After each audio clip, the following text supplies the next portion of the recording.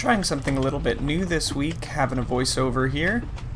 My goal for Seward Park this week, as my fitness continues to improve following my crash 9 weeks ago, is to just keep working my way up through the pack.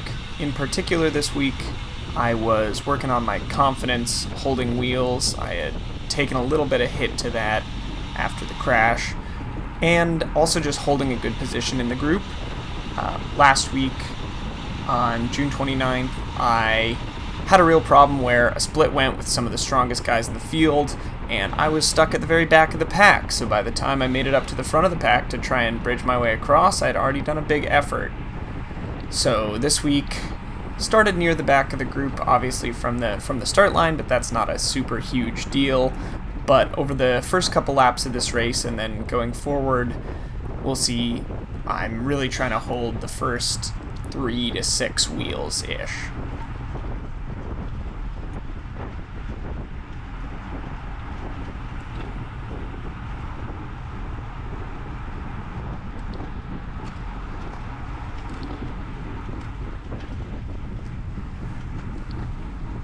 My power up the hill this lap is probably a little higher than I'd want it to be on an average lap. Usually it's sort of that 450 target, but like I said, trying to make up a couple wheels, get up to the front of this, and also just stretch out the legs a little bit. It's the first lap, give it a chance, see how we're feeling.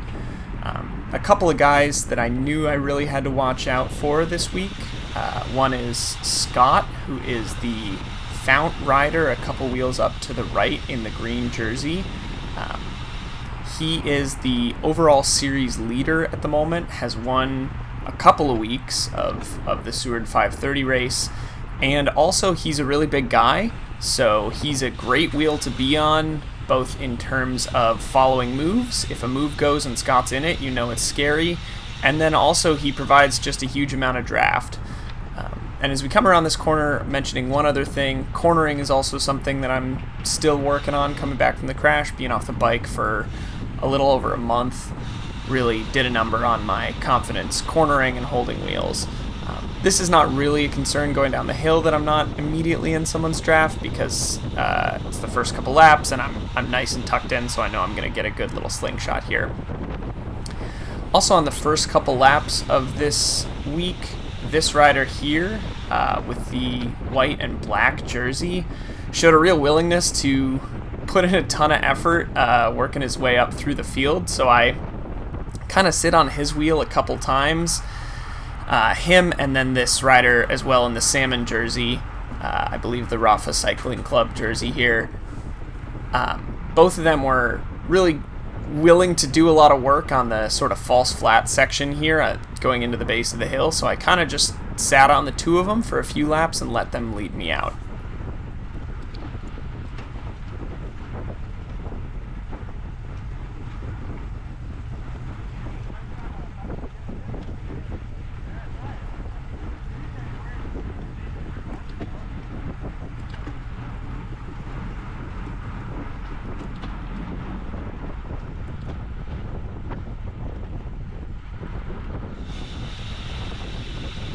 So another rider really to look out for this week that I had my eye on was Drew, I believe, who will be coming around in the frame right there in the Aero helmet. I think he's third place in the series overall, or was going into this week. He's probably second now. But he and Scott are both just sort of powerhouses. Scott, again, is here in the Fount kit. You can see even just, man, his cornering's really good. I mean, Scott's a beast, and he's able to just throw down monster power at the drop of a hat. So going into this race, I knew looking out for the two of them. If the two of them tried to make a break or did make a break, even if it was a 3 or 4 man break, that's probably going to be decisive, because between the two of them, they can really put the hurt on for the rest of the group. So again here, I see this guy in the salmon jersey just really willing to put in a ton of effort, try and move his way up on the outside of the group here. So, you know, taking advantage of that as long as I can.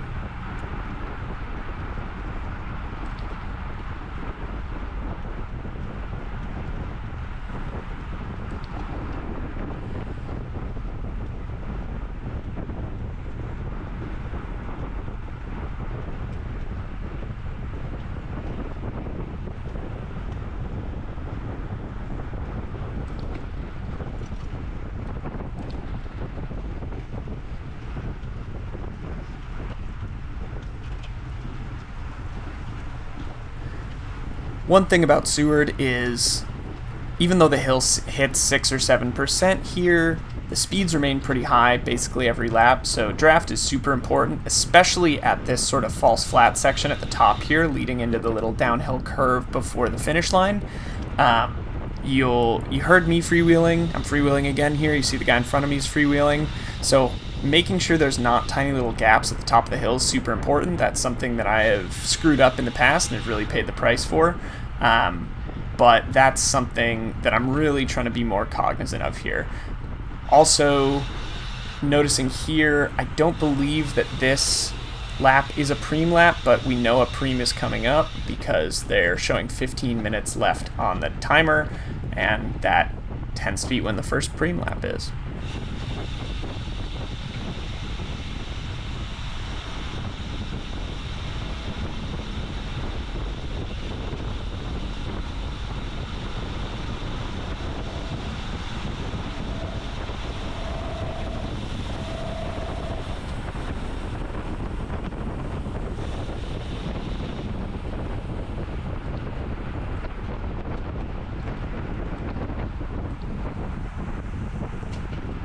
So this is something that happens really often at Seward, where one rider or two riders will try to attack the group right at the base of the hill on this false flat section, try to establish a little gap, and then get a breakaway going as they go up the hill. That's not super concerning until on the hill here I see that both Scott and Drew have bridged across to that group, and it seems like some of the other riders around me aren't really willing to work to pull that back. So as we go up the hill here onto the false flat, I'm going to stay on the power and try to bring this back, or at least bridge across to this group as hard as I can.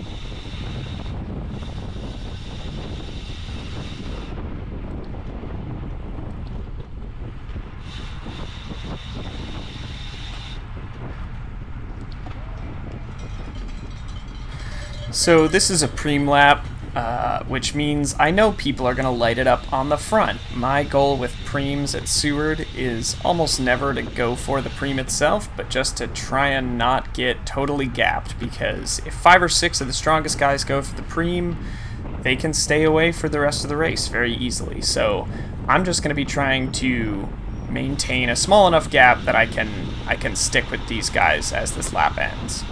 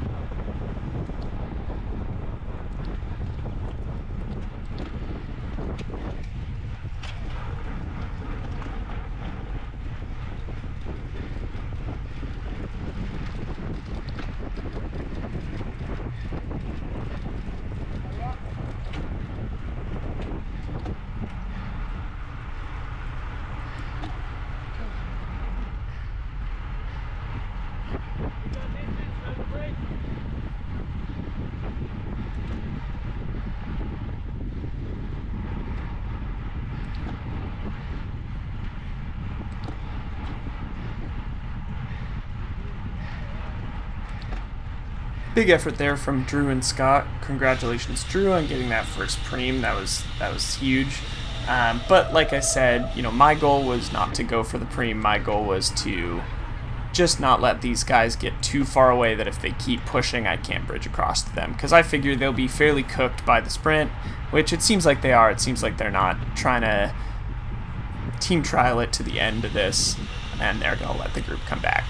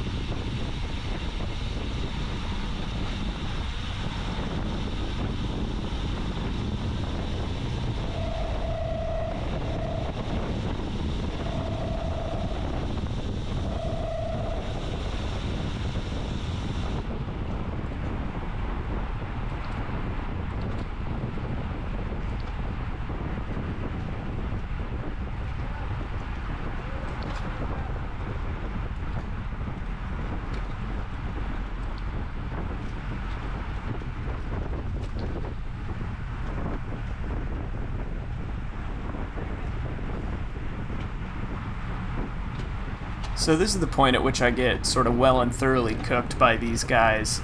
They just push it super hard up the hill, and I just didn't have the power or the breath at this point to come around and get up to him. I really should have tried to, because this could have been a very decisive move. And I definitely tried a little to bridge across, but I should have tried harder to make sure I stuck with these front guys. But as it turns out, they do come back, I believe, on the next lap anyway.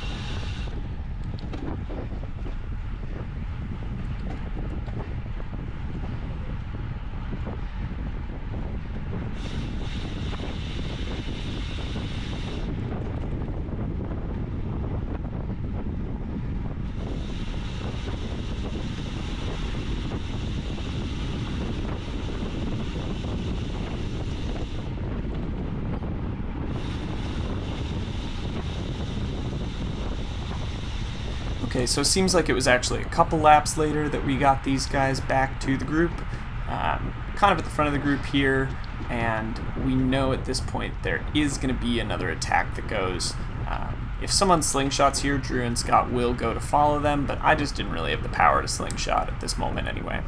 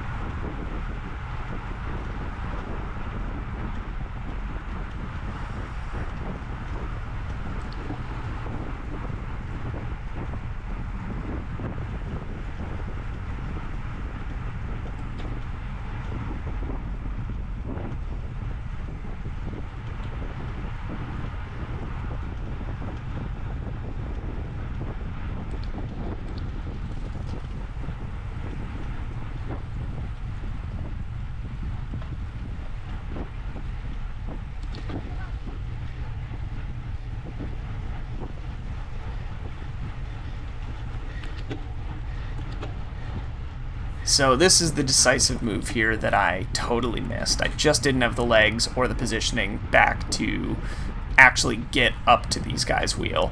This rider in blue here also tries to get up to him. He's going to keep trying up until the turn here, basically. He's not going to be able to bridge across either.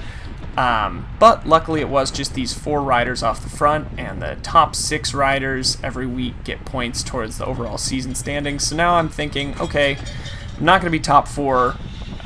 What can I do to secure 5th? And what I will try to do to secure 5th here, that was the scariest moment of the race there, almost ran into that dude's back wheel on the last lap here. What I'm going to try to do to secure 5th here is carry as much speed from this descent as possible, and then just drop as many watts as I can on the climb and try and carry it as hard as I can to the line. We're going to come up right on this descent here on some folks that we are lapping in 10 seconds or so. That was a little scary because I wasn't sure if the guys in front of me or if they saw us. Can be a little sketchy on the last lap, especially as everyone's on the limit.